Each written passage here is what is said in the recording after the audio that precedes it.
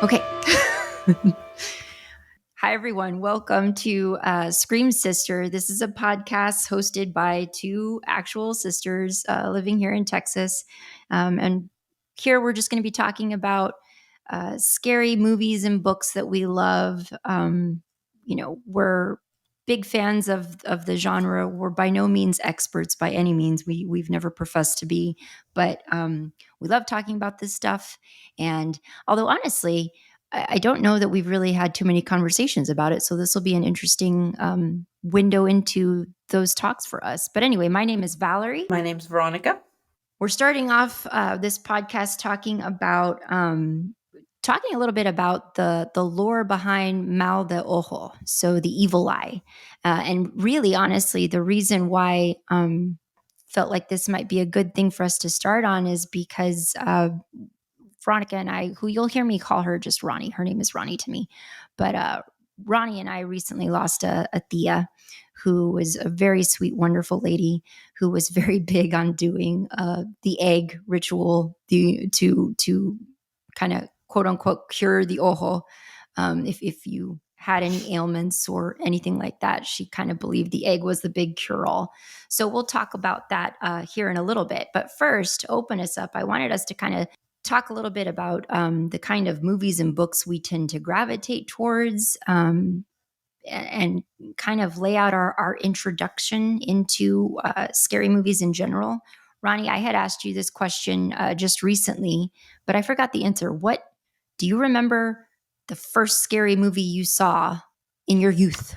The one I remember watching, I don't remember like the whole plot, obviously. I just remember more visual images. But it was a movie called The Brood. And it was like, even to this day, I think once, like in high school age, I saw it like at a Blockbuster, back when Blockbuster was a thing.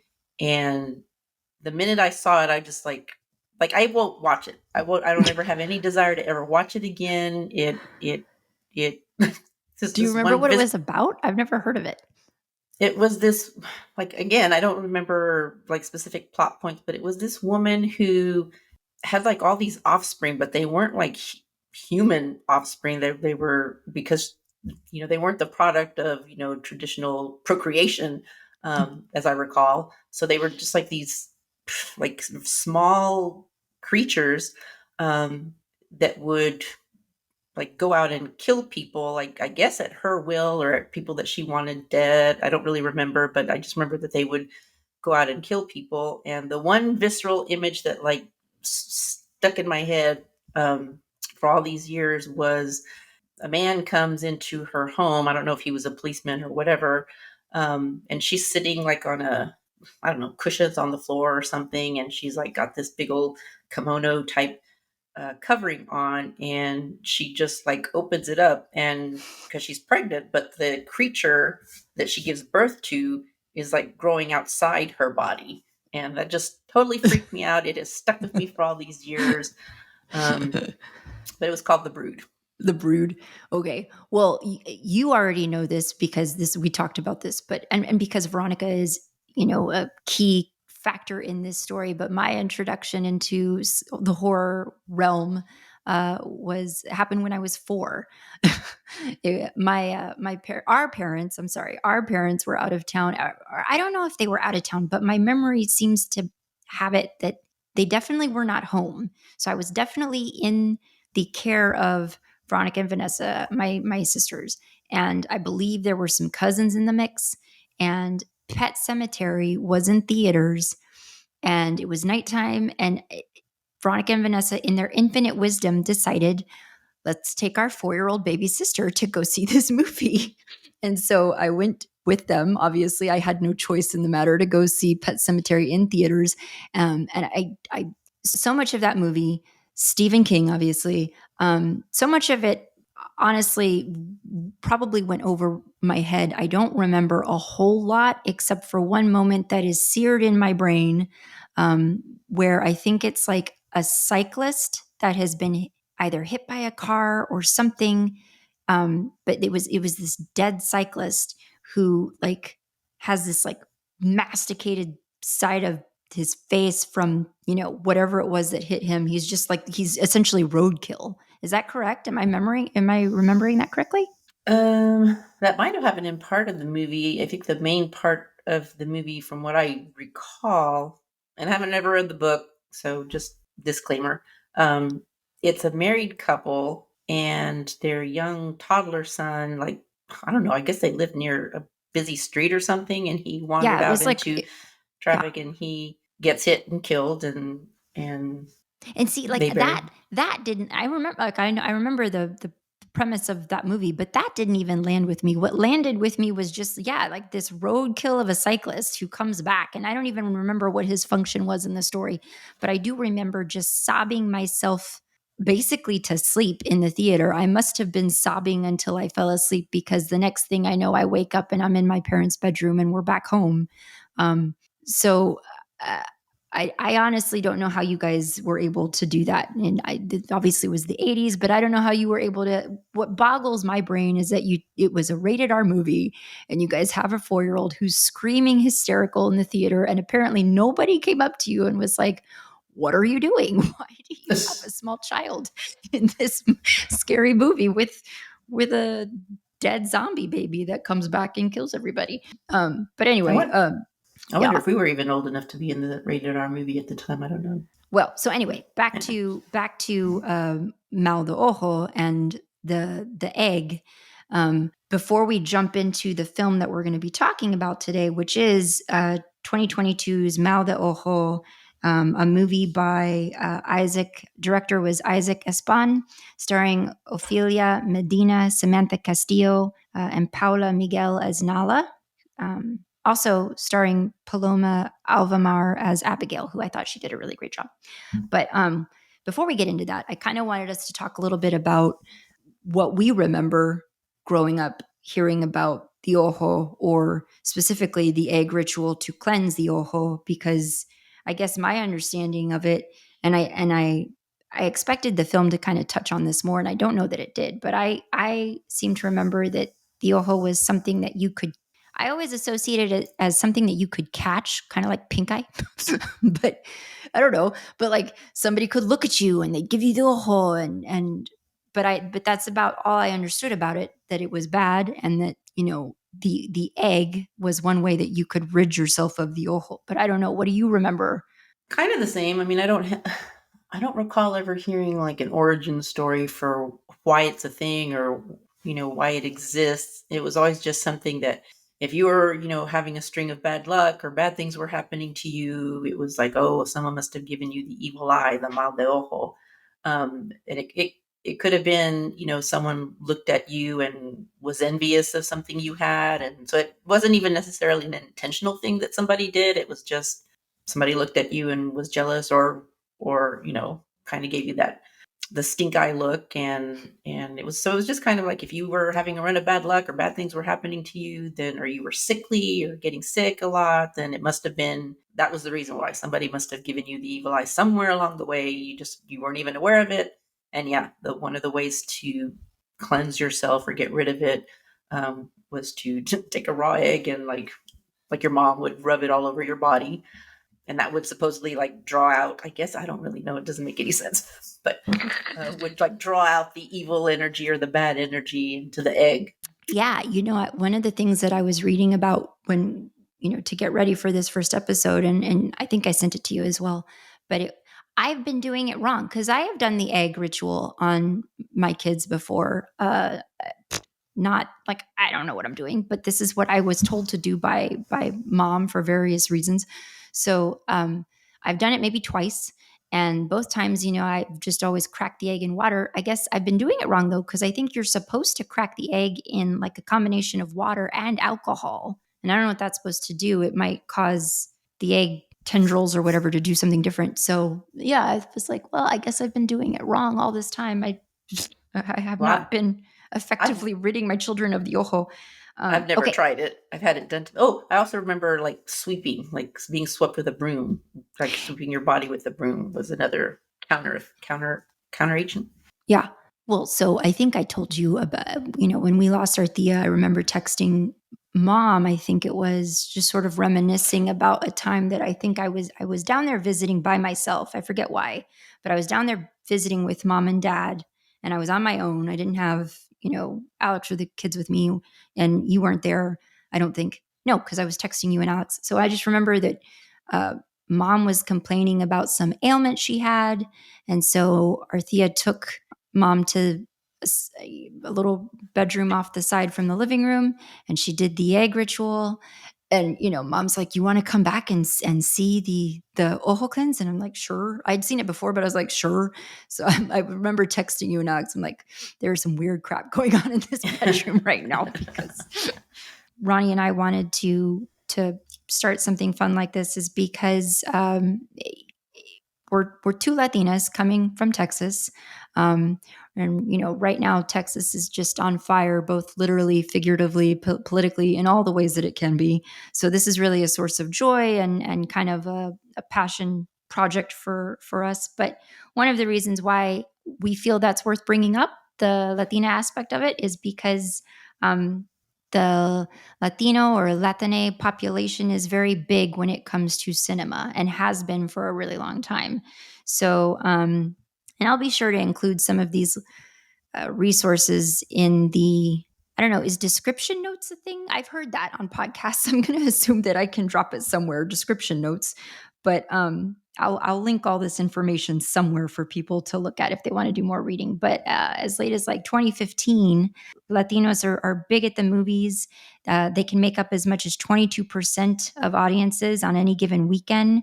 And when it comes to the horror genre in particular, we can become as much as half of the box office. So that's pretty significant. Now that's all pre-pandemic.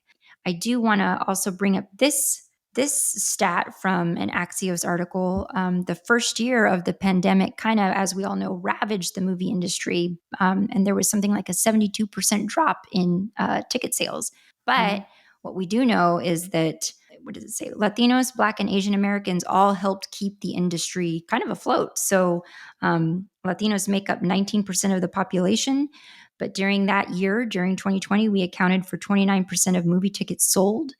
So, and the whole article is kind of really interesting because it talks about how we're really big at the box office, but we're not really reflected in representation on screen. So, things we knew, of course, but it's kind of interesting. And so basically, during the course of this podcast, we're going to cover a wide range of films. It's not going to be all Spanish language or Mexican film in particular, although we're definitely going to highlight that where and whenever we can. But yeah, we're going to cover a full gambit of stuff, because the other thing is, I really love scary movies, but I'm also kind of a little bit of a wimp. And there's a lot of really great scary movies, including like foreign language films that I have never touched because they look so good and so scary. So I'm hoping this will be an incentive to actually watch some of those films and talk about them with you. I'm just going to give like a baseline of setting up the story. We're not going to go frame by frame, scene by scene, because that would take too long. But I'll do that. And then I would love to hear your take on it, Ronnie, because you just watched it today. So here we go. A family of four living in an apartment complex. I'm assuming it's an apartment complex, presumably in the city somewhere.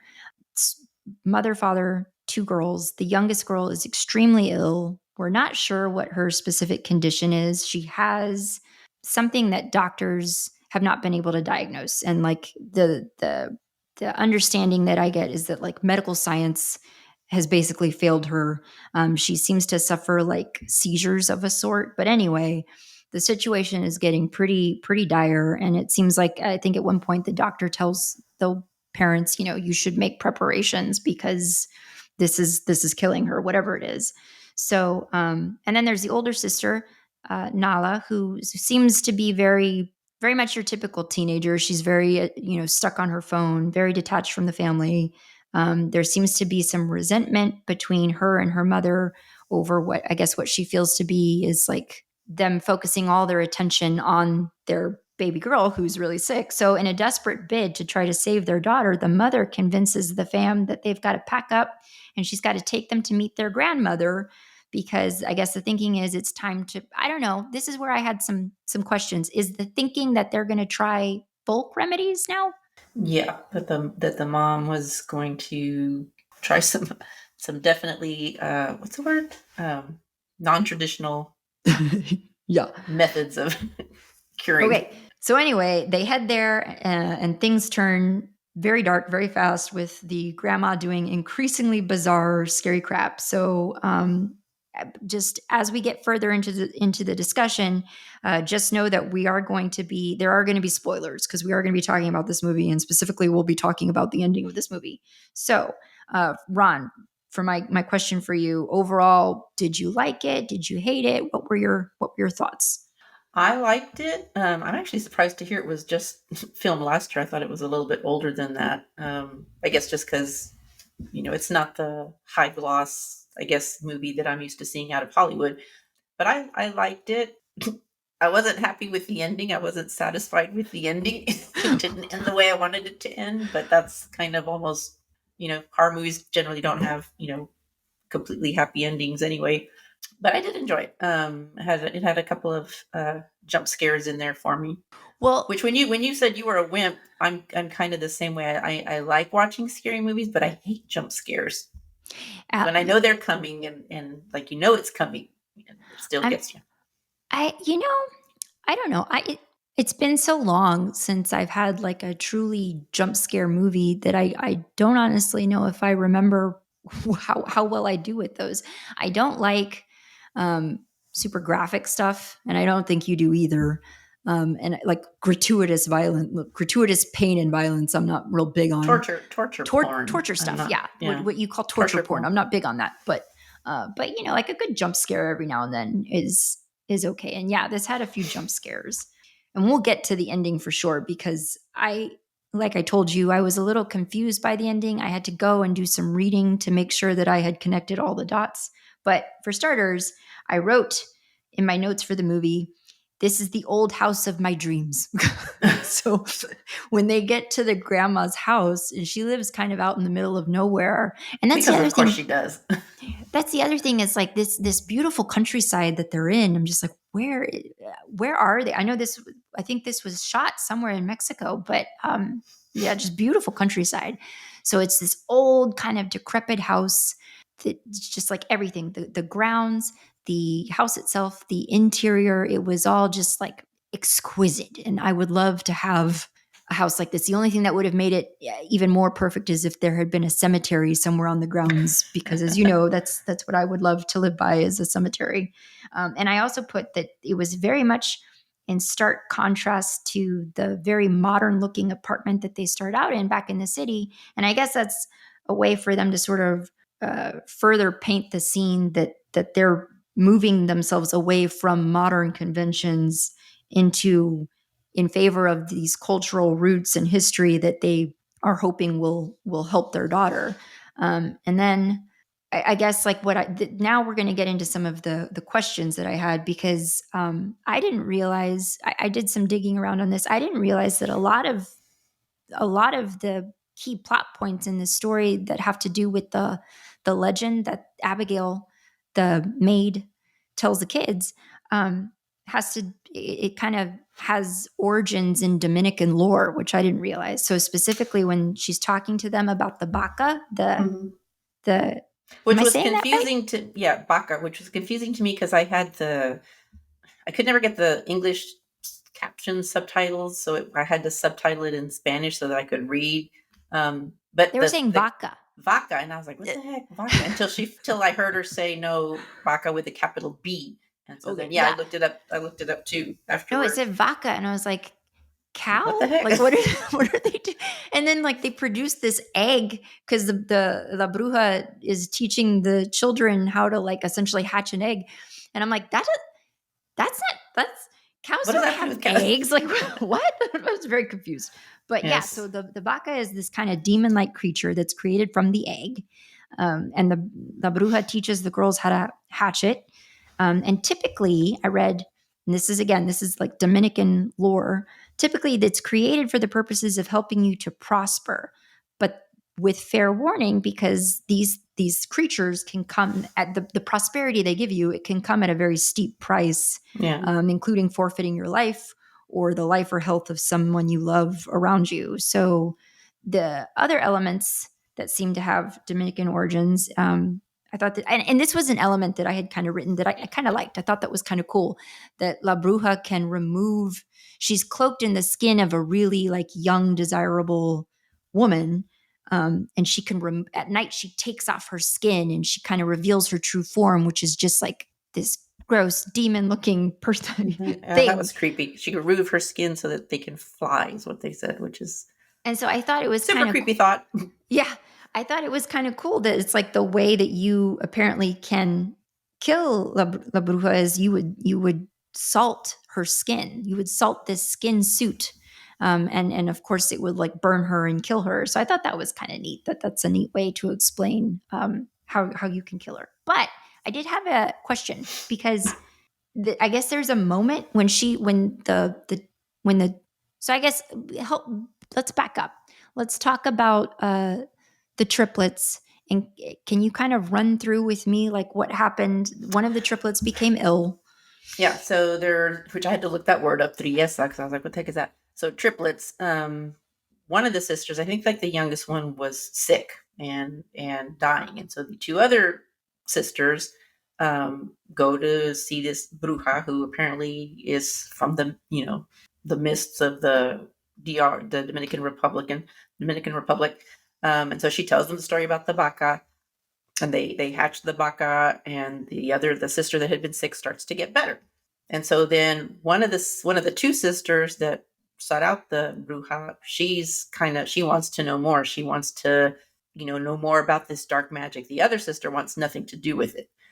The one that stays to learn about the dark magic, one day she's going through the hut, cleaning it up, and she I forget which hut, she finds something that clues her into the fact that this bruja is the one that gave her sister the evil eye in the first place. So she's the one that kind of started this whole mess. So she goes and she gets her sister. They vow that they're going to kill the bruja for inflicting this on their sister. And so that's when they salt the skin, they kill her. But before the witch dies, before she burns, inside out from the salt, is with her last dying breath, she gives the Mal De Ojo, the evil eye, to the two sisters that killed her.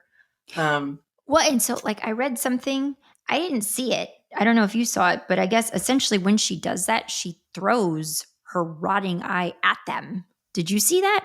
I didn't see it. I saw that she had an eye that was like hanging out of her socket. It was just kind of hanging there, but I didn't see her throw it. Yeah, I saw that too. Yeah, but apparently, according to one of the reviews I read, it's like she throws maybe the other rotting eye at them and like curses them as she does it. So there is birth Mal de It's like Ojo. a literal giving her the evil. Yeah. So then this is what I had. This is Well, kind and of then the story kind of goes that once the witch dies, and I think they killed the vaca too. I can't remember. they did. Yeah, They did. she So stabbed.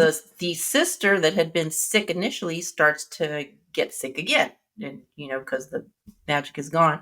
And then when the villagers find out that the other two sisters had engaged in dark magic, I guess they were Did kind of, they banned them? well, they banned them, or the sisters like disappeared. One of them, swore off black magic. The other one, they just were never seen again, is what it says. They Yeah. were never seen again. And so then that's kind of where that story leaves off, and then it picks up again with our family of four. So then we jump to the family of four have arrived at the grandma's, and she greets them, and she's just giving off weird vibes from the get, and we figure out later why. But so spoiler, we learn that the grandma is in fact a witch. As is someone else in the family who we will talk about here in a little bit, but we learn that she is a witch because she's Nala either in it kind of paints it to be that these are dreams, but obviously they end up being very true. She sees her grandmother coming and feeding on her sister's feet. Like it's something to do with these witches that come and kind of suck on the blood of these children, but specifically at the feet. It's never like the neck or the arm or whatever. It's always at their feet, and it's very kind of disturbing to watch. But So that helps them preserve their youth. Yeah. But so what we learn is that the grandma and her mother, Nala's mother, are in fact those two sisters. Mm-hmm. And so my question that I had was, and obviously we're not going in any kind of order, and future episodes will get better at that. But my question specifically about that is like, if she is a sister that had kind of sworn off practicing witchcraft again, what was her motive for picking it back up? Just the desire to be youthful? She saw her sister's good looking husband and was like, me too. I want that for myself as well. Yeah, that wasn't ever really explained, but I guess that's it. She probably, said, well, screw it, I don't want to die. I want to be young but because yeah, it didn't ever really give like a reason why when she could have, because I'm assuming that the village or wherever she lives has children. She could have been kind of doing that and with the local children and preserving, which actually the because they mentioned a few times that the apartment building that the family came in, that there was like an epidemic that was affecting a lot of the children there. It's just that what was her name? Lulu? No, Luna. Luna. Yeah. So, and it didn't hit me till the end. But do you think that the mother was maybe feeding on those children? That was my understanding. I got Because the that vibe. didn't click in my head till like almost to the end. I got the understanding that that's what she was doing. She was not feeding on her own daughter. Right. Right. Like I don't think that was the case, because I think the whole, because Probably gonna have to otherwise, watch this yeah, again with English subtitles. because yeah, the thing is like, how else could she have retained youth all this time if she wasn't feeding on somebody? So it had to have been the children in her building, but she was not feeding on her own daughter, which is Right. why towards the end of the film, when they're packing up and taking the girls home, I think that's why she turns the mom when she realizes that her sister, the quote unquote grandma, has been feeding on Luna because she sees the marks on her Mm-hmm. body. She comes back to confront her about that, because that's maybe the one great thing she does is she's like, I'm going to defend my daughter. And so then, we go from there with which is like, that part of the movie was so messed up to me, and I was just like, what are you doing? Because she goes up to confront her sister, the grandma, who has now drunk the blood of the moon or something. Is that what it was? She drank the blood of something that restored her youth, that restored, she also, I think, hatched her own baka at some Baka, point. yeah. Either that was real or that was a dream of Nala's. I can't remember. But yeah, so did all this and kind of restored her youthful appearance. So she now looks exactly like Nala's mother, because hello, they were triplets. And so she knocks Nala's mother out with like a vase or something, and then goes down and presents herself to the husband as his wife. Has a very bizarre makeout scene in the car I know, with with the their other daughter in the child back right in the seat. back seat. I'm like, what are you doing? And then Nala comes into her grandmother's room, seeing a woman laying in the bed, believing it to be her grandmother, and then just proceeds to just brutally murder her because she thinks this is what I have to do. Pours salt on her, and of course she does in fact melt, because her mother was also a witch too, which she did not know, and she does not find out until much later. So she believes that she's killed her grandmother, and goes home with her family believing that it's over, and then realizes too late that it's not. And so I guess now at the end of the film, what is it that bothered you about it? That the grandmother, who's really the sister, got away with it.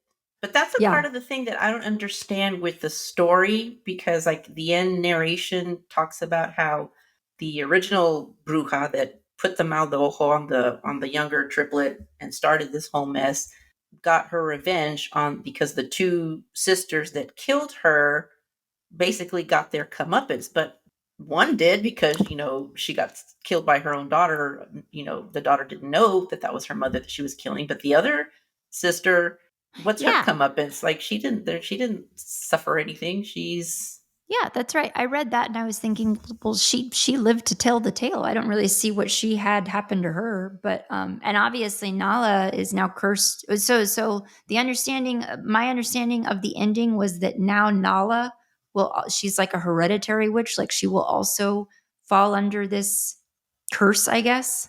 Or am I wrong about that? Was that your interpretation? Well, I Because don't they know don't really like, because she doesn't get away.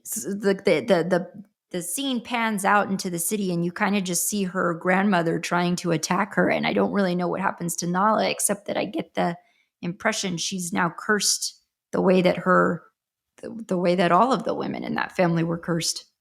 yeah, I don't know. It was. I might have to rewatch it somehow if I can find it with English subtitles, and maybe it'll make more sense. Because number one, I don't, because these were just normal girls, so I don't know why just learning, unless learning the dark magic, how does that turn you into like a creature that can shed your human skin and Yeah, yeah, I guess they like don't I don't cover that. understand. Like La Bruja, the original, the Mhm. one in at the beginning that's part of like the story that Abigail, which we didn't even talk about Abigail, and we should talk about her storyline because I Like thought that was what? very interesting. Well, I don't even like what was the purpose? I don't even know what happened there.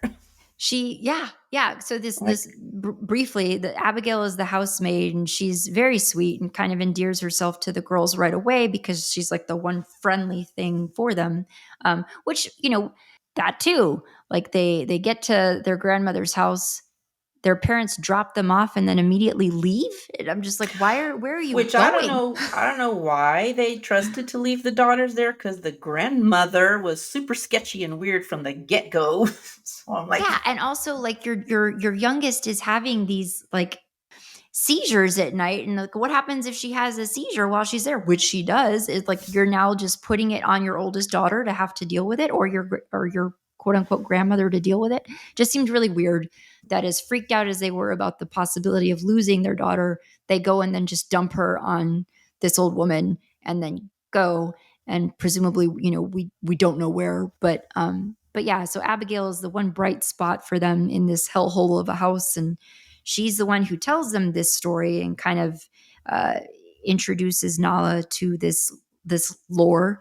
She's in a relationship, a very interesting relationship with Pedro, who is the yard guy, I guess, the all-purpose yard guy, and they're in a relationship. And so during the course of this, as Nala wises up to the fact that her grandmother might truly be this evil witch, um, her grandmother starts thinking up more and more extreme punishments for her, locking her in a small room under the stairs that leads to some kind of basement. And Nala kind of has Pedro appears at the window and is trying to talk to her during at the window, and she's crying and pleading with him to help her.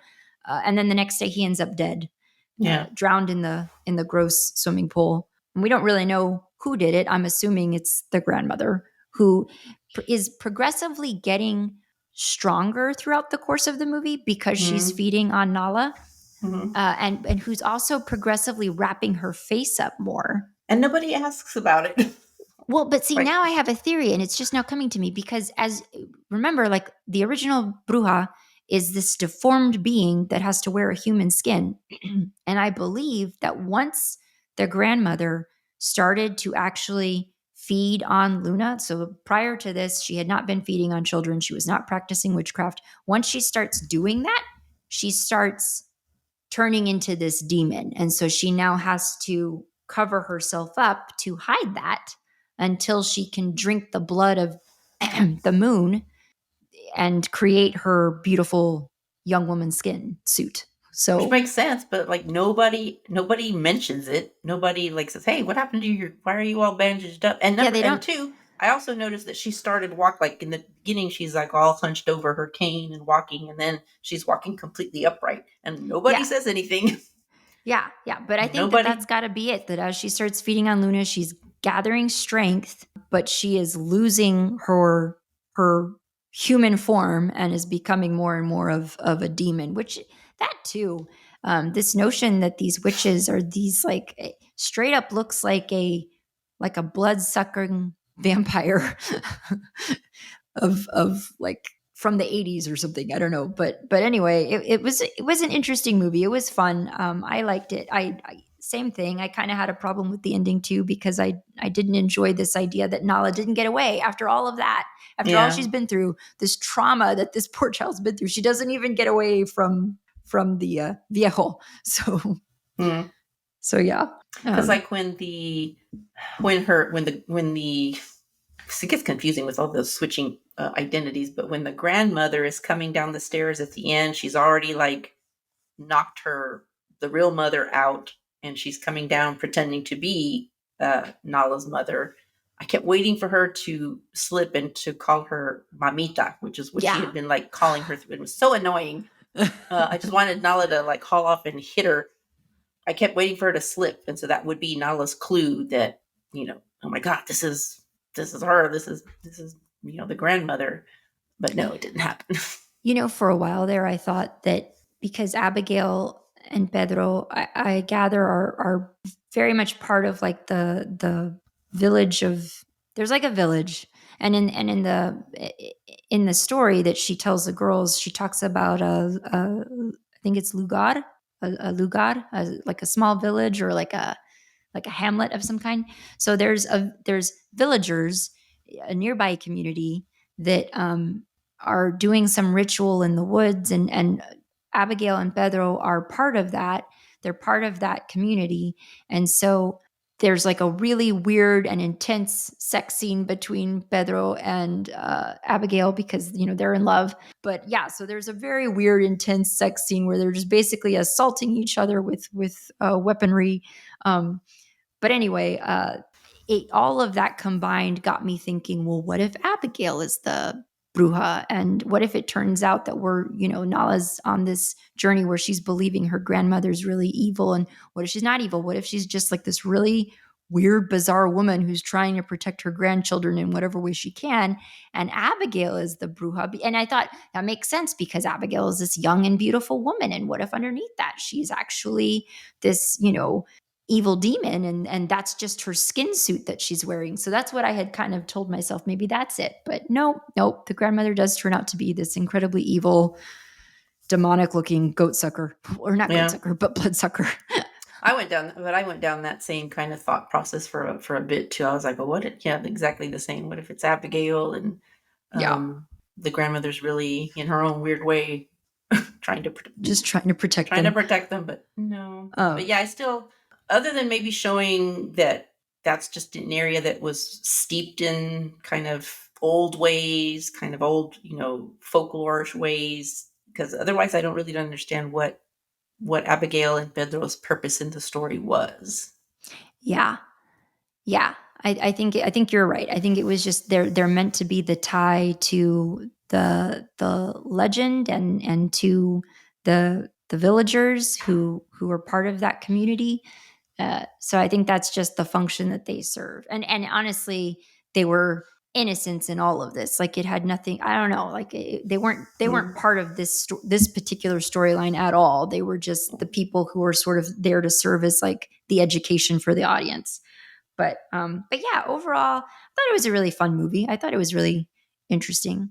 I think Mm.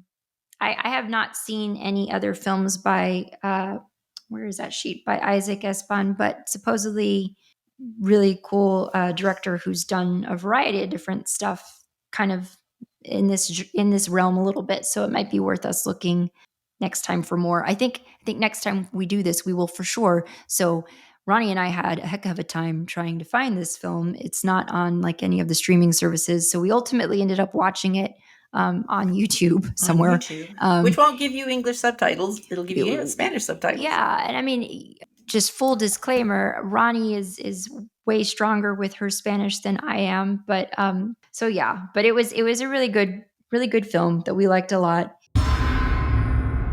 Now we'll kind of move over to the next segment where we're gonna the next segment where we're going to kind of talk about some of the books that we tend to gravitate towards. So Ronnie, I don't know, I think you've probably told me over the years, but I don't always pay attention. So tell me again, what kind of books do you typically like to read?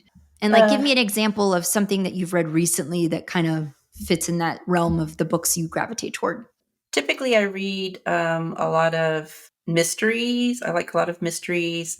I do read some contemporary, but within the mystery genre, I tend to gravitate more towards historical mysteries. And I also read a lot of fantasy, some science fiction sprinkled in there, but a lot of fantasy, urban fantasy, the occasional horror book or Yeah. scary. Not so much horror, but more suspense. And you're what I would call a voracious reader. You typically read a lot. So I mean, how many what at your peak performance year, what was the most books you read in a year? The most books I've ever read in a year was 150, but believe it or not, that's like I know people now that counts. I know people who read like 400 books a year.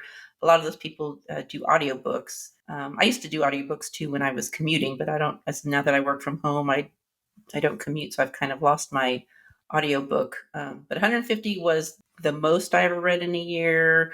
Other than that, I would typically kind of hover around the 100 book mark per year.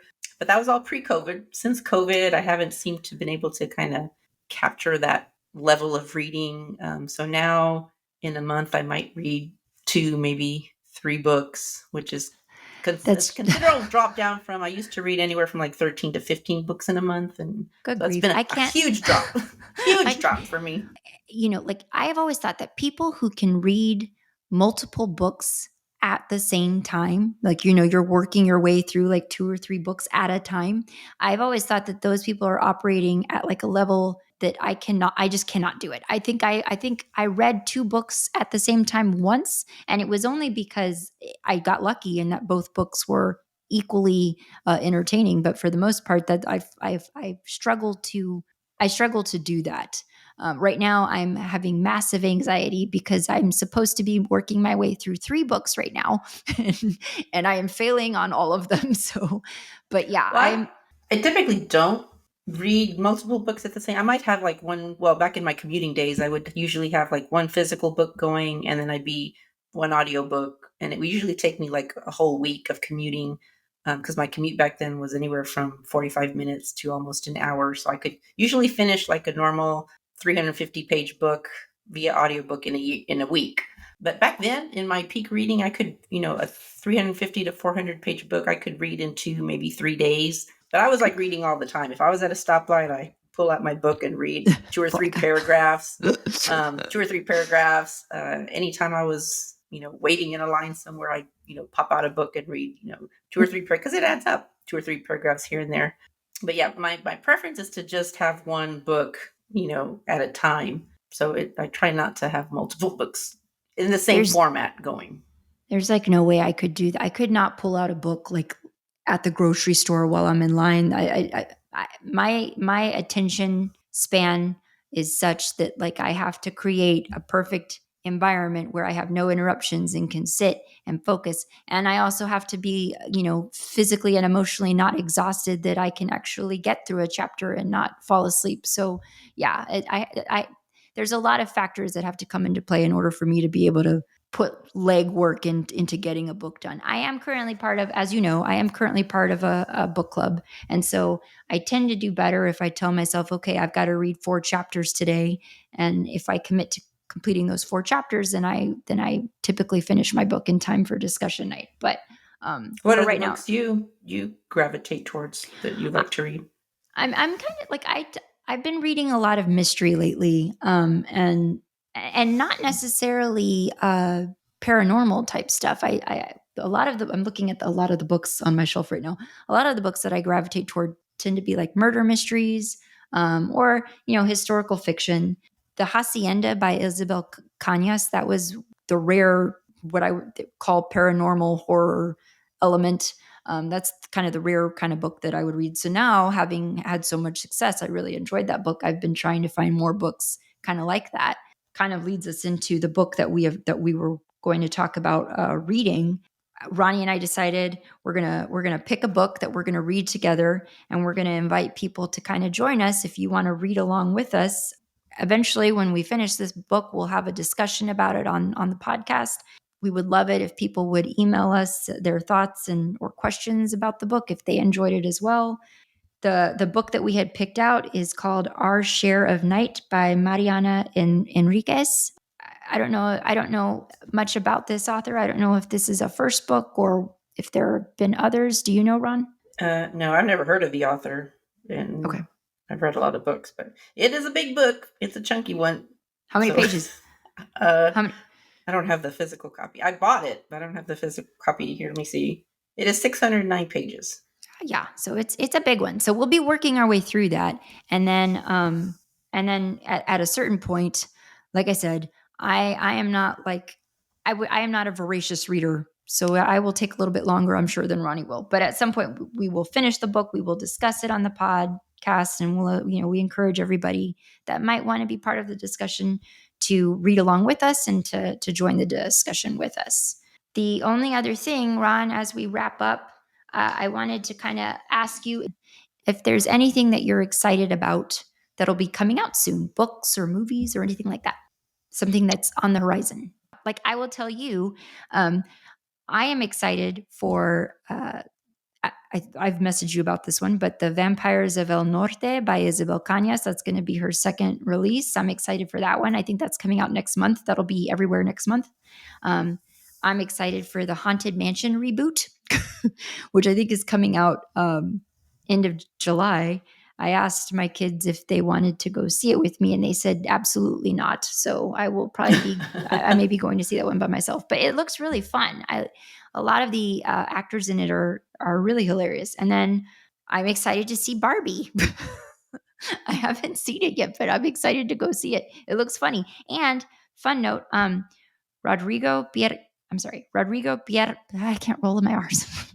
Rodrigo Prieto is the cinematographer on that film. He's a Mexican cinematographer. He's done a lot of really good movies, including he's the one who did the cinematography work for Killers of the Flower Moon, which is coming out later this year that I'm also really excited about.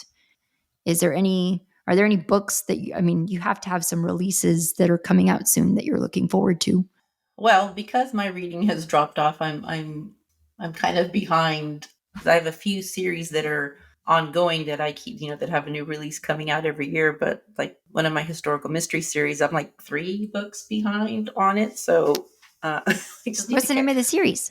I need to get caught up. It's the Sebastian Saint Cyr. It's kind of set in Regency era London, and so it's kind of a viscount that kind of gets involved in solving murders of the tongue, which is Oh, what that's these. fun. It's like Bridgerton, but murder. Yeah, but so I like it, but I'm like 3 books behind. So that's like 3 years because it's a new release every year. So I'm way behind on my reading. So I just need to get caught up with the books I have before I Yeah. go. But as far as movies, I want to go see Oppenheimer. Oh yeah, yeah. I saw a photo because there's been a lot of photos online of like people who are all decking out in Barbie stuff to go see Barbie, and then I saw this one photo of a person who had managed to make a suit, something that it was like half of the suit was Barbified, just like hot pink Barbied out, and then the other half was more like Oppenheimer, and so they were just walking around, literally being the embodiment of Barbenheimer. So I thought that was pretty funny. So yeah, Oppenheimer looks like an interesting film. I was looking at another article that kind of talked about the length of movies these days, and like why does everything have to be so long? Oppenheimer, I think, is like 3 hours long. Oh, Killers is of the it Flower long? Moon, when it comes out, which I'm excited to go see, that one is like almost 3.5 hours long. So, but a lot of Martin's movies are very long, and that's kind of, I mean, I'm not ashamed to admit it. I have not seen many of Martin Scorsese's movies because of the length that that they are. So, but I will go see Killers of the Flower Moon. It looks really good. I'm excited to support that story. I think that will cap our discussion for today. I promise as we go forward with this and we work out some of these early kinks, we will get better and smoother at our episodes. So we are so thankful that you gave us a listen. And I have heard I do not understand it, but what I have heard is that if you like a podcast, the best thing that you can do to sort of help it circulate and help more people find it is to rate and review it. So we are available on Apple Podcasts, on Spotify, Google Podcasts, and Amazon Music Amazon Podcasts. So look for us there. If you're able to rate and review us, that would be so helpful. And yeah, we will try to be uploading new episodes every other week. The thing is, Ronnie and I are very busy outside of, we got work, we got kids, we got all of this stuff that we do. So there's like I said in the trailer, we're doing the best we can with the limited bandwidth that we have left. And so at this Yes, point, we are definitely. looking at every other week episodes. So please definitely follow along with us. We're also on Instagram at Scream Sister, and you can always email us at screamsisterpod@gmail.com. So look for us there, look for us on Instagram, and we will see you very soon. Scream Sister is a Nest production hosted by me, Valerie, and Veronica. Editing by me. Special thanks to Lorenzo Villarreal and Alex Street for production support.